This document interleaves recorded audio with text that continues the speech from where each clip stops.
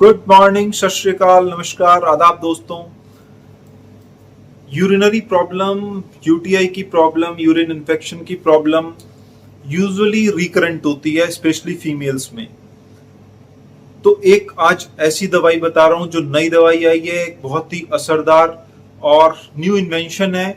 उसके बारे में बताऊंगा कौन सा वो ड्रग है, कौन सा वो सॉल्ट है जो यूटीआई को, यूरिनरी इन्फेक्शन को सिर्फ 5 दिन में ठीक कर देगा। क्यों बार बार यूटीआई होता है, क्यों रिकरेंट होता है? जब एक बार किसी बंदे को यूरिन इन्फेक्शन होता है तो वो बार बार होने के चांसेस बढ़ जाते हैं।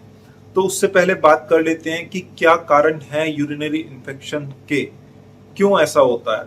स्पेशली फीमेल्स में यूरेथ्रा छोटा होता है, जो हमारी ब्लैडर से लेके आगे वाला जो पाइप होता है वो बहुत छोटा होता है। तो कॉन्टामिनेशन से, या फिर कई बार क्या होता है कि फीमेल्स डिहाइड्रेटेड ज्यादा रहती हैं क्योंकि किचन में भी वर्क करती हैं, और अपनी सब जानते हैं कि हम सब लोग में से फीमेल शायद अपनी हेल्थ का कम ध्यान रखती हैं। तो यूटीआई रिकरेंट फीमेल्स में ज्यादा कॉमन है। क्या क्या कारण हो सकते हैं, चाहे वो फीमेल्स हो चाहे वो मेल हो?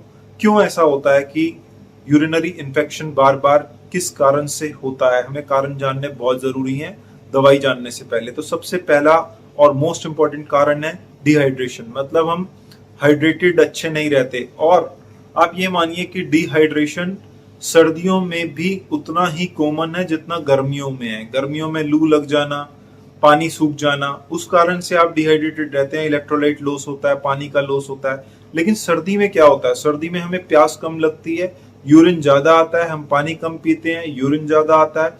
तो हमारी सर्दियों में भी डिहाइड्रेशन होने के चांसेस ज्यादा हैं। ऐसा नहीं है कि सिर्फ गर्मियों में होता है।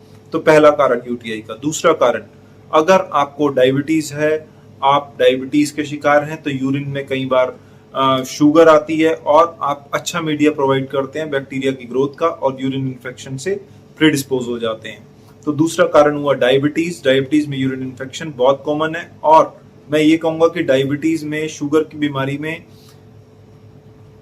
यूरिन इन्फेक्शन को ट्रीट करना, मैं क्या कहूंगा, शायद हम क्लिनिशियन कहते हैं लोहे के चने चमाने के जैसा है। हमारे सीनियर भी यही वर्ड यूज करते थे और अब हम देखते भी हैं।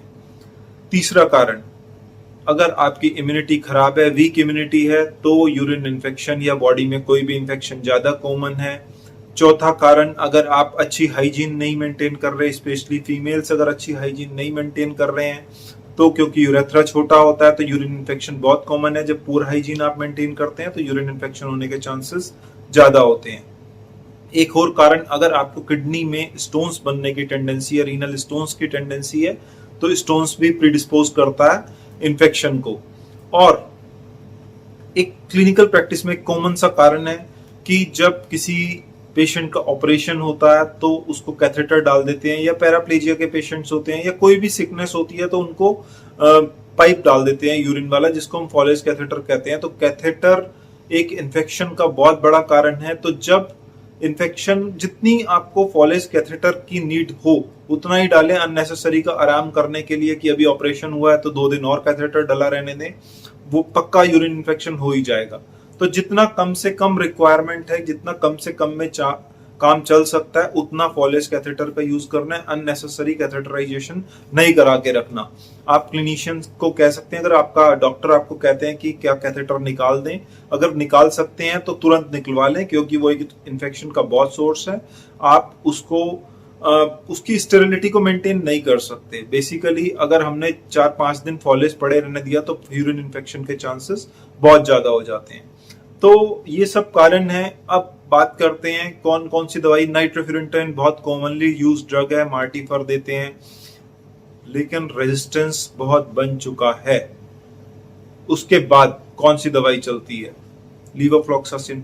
लीवोफ्लॉक्सासिन मेरे ख्याल से आज भी बहुत इफेक्टिव ड्रग है, लेकिन हमें बात करनी है आज वो नए ड्रग की जिसका नाम है, जिस सॉल्ट का नाम है जिपोटीडेसिन। जिपोटीडेसिन क्या इंडिया में है?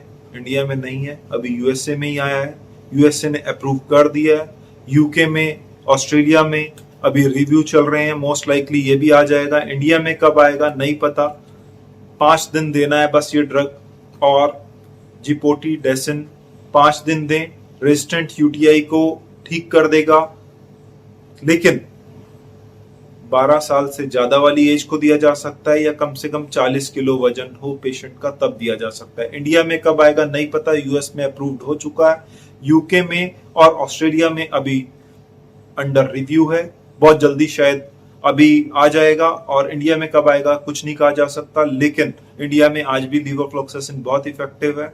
और भी बहुत सारे ड्रग हैं, मार्टिफर जिसमें नाइट्रोफिरेंटाइन होता है, इंडिया में कॉमनली यूज होता है। और जिपोटिडाइसिन एक और जगह यूके में ट्रायल चल रहा है, गोनोरिया जो सेक्सुअली ट्रांसमिटेड डिजीज होती है उसमें भी इफेक्टिव है, लेकिन अंडर रिव्यू है। गोनोरिया में भी शायद ये काम करेगा। हम तो यही कहते हैं कि इंडिया में जल्दी से आ जाए, जिससे कि 5 दिन में रेजिस्टेंट यूटीआई भी गायब होने लगे। मिलते हैं फिर से नेक्स्ट वीडियो में बहुत जल्दी, तब तक के लिए आप ध्यान रखिएगा। Take care, bye bye.